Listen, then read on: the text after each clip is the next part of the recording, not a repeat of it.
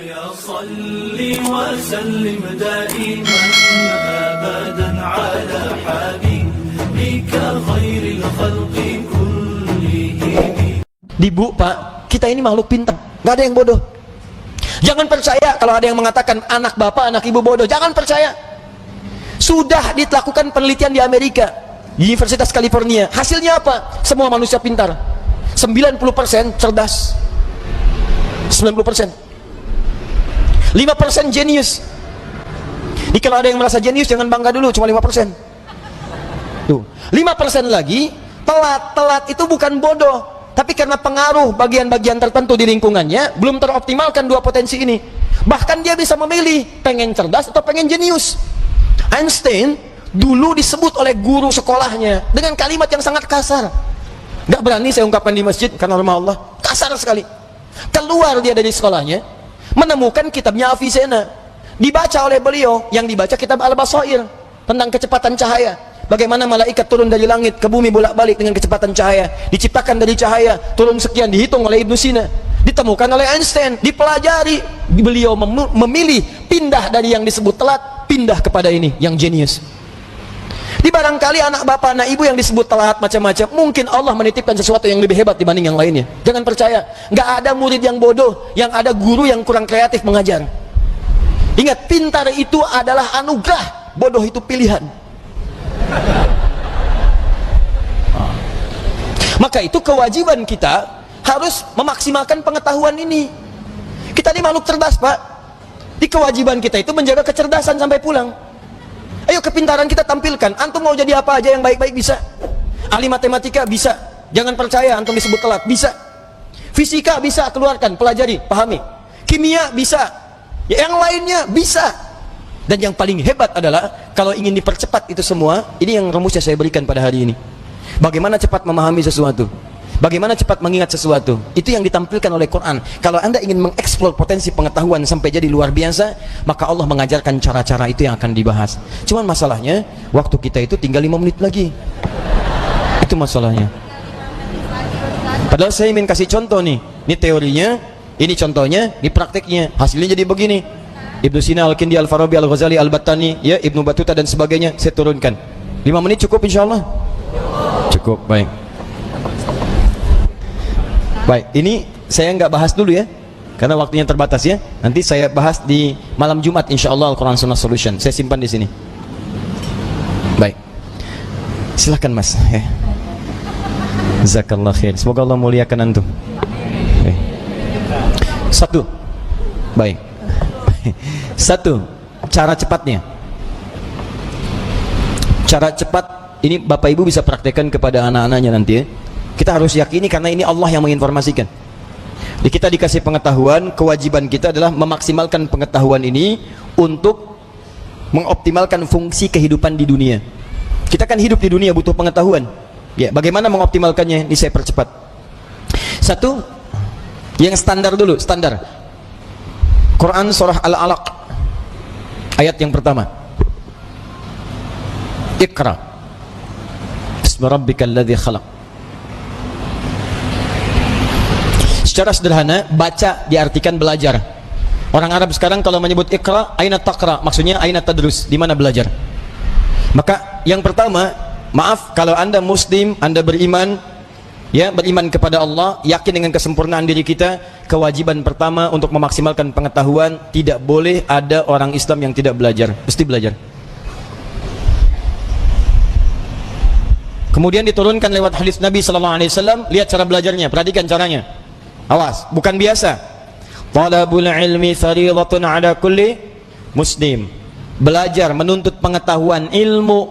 Nabi mengatakan talabul ilmi. Nah, ini yang mau saya garis bawahi. Ini kadang-kadang suka jarang diterangkan syarahnya secara mendetil. Al-ilmu, talabul ilmi, mencari ilmu. Apa artinya ilmu? Dalam istilah bahasa Arab, cuma ada dua pendekatan makna pada ilmu. Satu al-fahmu, kedua al-idrak. Al-ilmu huwa al-fahmu wal-idrak. Ini yang standar nih. Ilmu itu artinya paham, fahmu, paham. Yang kedua idrak, dijangkau dan dikuasai. Jadi kalau bapak, ibu atau anaknya misalnya disekolahkan dimanapun, jangan cukupkan hanya hadir di sekolah saja. Jangan cukupkan ditempatkan dia duduk di dalam kelas, jangan. Itu bukan sifat muslim. Sifat muslim itu ketika belajar, cek kembali, paham nggak yang dipelajari? Dikuasai nggak pengetahuannya? Jangan biarkan Anda datang cuma ke kampus, ke sekolah untuk duduk, apalagi duduk paling belakang, nggak mau nanya, terus pulang. Lihat, pelajari, pahami. Kenapa rumusnya begini? Kenapa fisika begini? Kenapa hukum gaya F1 sama dengan F2? Kenapa gaya ada tekanan F sama dengan berbanding lurus dengan P? Apa hukum Pascalnya? Kenapa bisa begini? Modifikasi lagi, keluarkan rumus cepatnya. Itu sifat muslim. Hadirkan dalam kehidupan. Ya, jadi apa yang Anda ingin pelajari, jangan cukupkan sampai dengan tahu, kita mesti paham. Apalagi yang dipelajari adalah ilmu-ilmu agama, maka berubah kalimatnya langsung dari fahmu jadi fiqhun, fikih. Fiqhun. Kalau Anda ingin berusaha sampai paham, maka diawali dengan tak di depannya, tak tambah tak. Kalau semangat Anda berlipat, ingin benar-benar paham, berlipat semangatnya, tambahkan tasydid sebelum huruf akhirnya. Pakai kaf, tasydidkan. Maka dari fikih jadi tafaqqaha, ya tafaqqahu, tafaqquh. Muncul Quran surah ke-9 At-Taubah, ayat ke-122, paling kiri sebelah bawah di mushaf. Tafaqquh. Falaula nafara min kulli firqatin minhum ta'ifatun liyatafaqahu fid din. Wa ma kana al-mu'minuna liyanfiru kaffah. Tidak semestinya semua orang beriman berjuang ke medan perang semua. Falaula nafara min kulli firqatin minhum ta'ifah. Mesti ada sekelompok orang yang berkonsentrasi di antara mereka, orang-orang beriman. Apa konsentrasinya? Liyatafaqahu fid din, untuk mendalami ad-din. Langsung menggunakan tafaqquh. Yang didalami apa? Ad-din. Apa itu ad-din? Islam. Tahu dari mana? Quran surah ketiga ayat ke-19. Inna ad-dina 'indallahil Islam. Apa itu Islam? Islam turunan-turunan dari amalan. Pokoknya ada 5. Di hadis Muslim, nomor hadis yang ke-8, riwayat Umar bin Khattab radhiyallahu ta'ala anhu. Dari mulai syahadat, dari mulai salat, dari mulai zakat, dari mulai puasa sampai dengan haji. Kalau Anda ingin belajar salat, jangan cukupkan tahu cara takbir. Takbirnya begini ya, ucapkan Allahu Akbar sampai dengan salam. Pertanyaannya, Anda paham nggak yang dibaca? Jangan-jangan selama ini Anda sholat, Anda nggak ngerti yang dibaca. Ruku, Anda nggak ngerti yang dibaca. Sujud, Ibu tidak paham yang dibacakan. Duduk di antara dua sujud berdoa, tapi nggak ngerti doanya. Bagaimana bisa khusyuk dalam sholat? Bagaimana doa Anda bisa dikabulkan kalau Anda nggak ngerti yang dilakukan? Anda kerja urusan dunia saja, Anda sampai sekolah supaya paham, Pak. Ikut training, stadium general, macam-macam supaya paham pekerjaan. Begitu Anda kerja, terima gaji 10 juta, meninggal. Ini urusan akhirat abadi kita.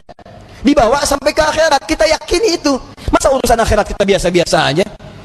Tuh lihat Abu Bakar, sahabat Nabi, kurang apa lagi? Sahabat Nabi, dari awal, mertua Nabi, hidupnya dengan Nabi, hijrahnya mendampingi Nabi, wafatnya dikubur di samping Nabi. Saking pahamnya dengan sholat, takbir, Allahu Akbar, gemetaran tangannya. Ditanya kenapa? Saya mengatakan Allahu Akbar, saya komitmen Allah yang paling besar, tapi saya takut ketika mengucapkan itu saya pernah merasa besar dalam kehidupan, sombong dari orang lain, merasa besar kepala dalam pasangan, merasa yang paling hebat dalam kehidupan, atau yang paling khusyuk dalam sholat. Saya takut, gemetaran Pak, saking pahamnya Allahu Akbar. Kita beda tipis tuh, ke puncak subuh-subuh gemetaran juga. Ya kita mau sampai kapan sholat gak paham? Haji itu, dari sekian yang haji berangkat, paham nggak yang dikerjakan? Tawaf dibaca bolak-balik, ngerti nggak? Paham nggak bacaannya? Saya kadang-kadang suka merasa sedih nih kalau situasi tawaf itu. Kenapa sih travel tidak mengajarkan sesuatu yang maksimal? Ayo, Anda akan ditanya oleh Allah Subhanahu Wa Taala. Mereka tuh sudah jual kebunnya, ada jual tanahnya, ada jual pakaian-pakaian untuk datang ke sana. Mereka punya hak untuk berhaji dengan benar. Jangan bebani dengan sesuatu yang tidak ada maksimal gitu. Itu kan doa tawaf cuma 2. Doa tawaf itu 2, Pak. 1 dari Hajar Aswad ke Maqam Ibrahim. Subhanallah, walhamdulillah, wala ilaha illallah, wallahu akbar. Itu ada kisahnya. Kalau bacanya benar, maka Allah akan anugerahkan jawaban doa setiap yang diminta, seperti Allah mengabulkan permintaan Nabi Ibrahim. Itu ada di surah Maryam kisahnya. Ada. Dari ayat 47 sampai ayat 50-nya. Ada kisahnya. Makanya kita berhenti di Maqam Ibrahim. Dari Maqam Ibrahim sampai dengan ke Rukun Yamani, bebas mau minta apa aja, nggak ada doa spesifik, bahkan boleh pakai bahasa Indonesia. Karena itu kita ditunggu. Makanya belajar dulu fikihnya. Ini saya bacanya gimana cara bacanya ini, subhanallah. Alhamdulillah. Begitu Anda sampai makam Ibrahim, baca senyamannya. Minta, ada doa untuk orang tua. Mungkin ibu Anda sedang meninggal dunia, dia butuh doa. Ayah Anda di alam kubur butuh doa. Ayah Anda hidup butuh doa. Tetangga Anda, anak Anda, istri Anda, itu kan kita mintakan. Sampai ke Rukun Yamani, ke Hajar Aswad, doanya kemudian oleh Allah Subhanahu wa taala diarahkan kepada yang maksimal. Diseleksi lagi yang tadi, jangan-jangan minta tapi bukan kebutuhan, cuman keinginan, nggak ada maslahat. Makanya diarahkan kepada yang manfaat dunia dan manfaat akhirat. Rabbana atina fid dunya hasanah wa fil akhirati hasanah wa qina adzabannar. Sampai situ. Jadi yang tadi Anda minta itu benar nggak urusan dunianya? Jangan-jangan minta tapi nggak maslahat dunia. Maka oleh Allah yang bagus dunianya diberikan, yang ada maslahat akhiratnya diberikan, yang kurang baik diganti dengan yang lebih baik. Begitu caranya.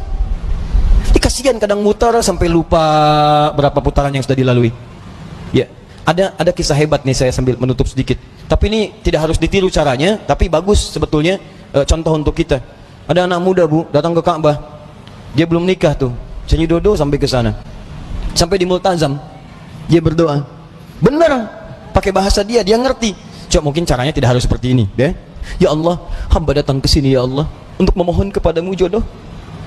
Saya sudah berusaha sampai datang ke Ka'bah ini ya Allah, mohon kabulkan, berikan saya jodoh yang terbaik ya Allah. Tiba-tiba di sampingnya datang perempuan tinggi, putih, hidung mancung, langsung ditunjuk, kayak gini ya Allah. Kayak gini. Si contoh. Tapi betul Bu, habis itu dia pulang, dia nikah, walaupun bukan dengan yang tadi. Dia nikah karena permintaan dia sesuai dengan apa yang dia butuhkan. Ya, kenapa kita nggak minta dengan bahasa kita? Ada yang lebih unik, datang dia ke situ, bawa catatan. Ya Allah, hamba datang kemari banyak hutang ya Allah. Engkau maha tahu dengan keadaan hamba. Banyak hutangnya, tidak Anda sebutkan. Engkau juga paham. Tapi kalau tidak percaya, ini catatannya. Tempelin. Ada. Ya. Yang mau saya katakan adalah, teman-teman sekalian, ini al-ilmu wal fahmu wal idrak. Anak pulang dari sekolah, datang ke rumah, cek lagi. Nak, tadi belajar apa? Dulu ibu kami begitu, pulang, tadi belajar apa? Coba ajarkan lagi, seperti apa? Kenapa ketemu begini? Kenapa begitu? Maghrib, semua TV berhenti. Ayo datang semua mengaji. Mau lari kemanapun akan dikejar, Bu. Saya pernah sembunyi di bawah lemari, dikejar. Cari, mana katanya? Cari, suruh menghadap. Kalau belum mengaji, nggak bisa tenang. Ini kita kehilangan nilai-nilai itu. Jadi kita tuh mesti pintar, Pak. Dulu orang begitu. Di ngajinya tuh jelas. Begitu dibahas pengetahuan, dikuasai dengan baik. Silahkan cek ulama-ulama dulu. Penguasaannya itu total.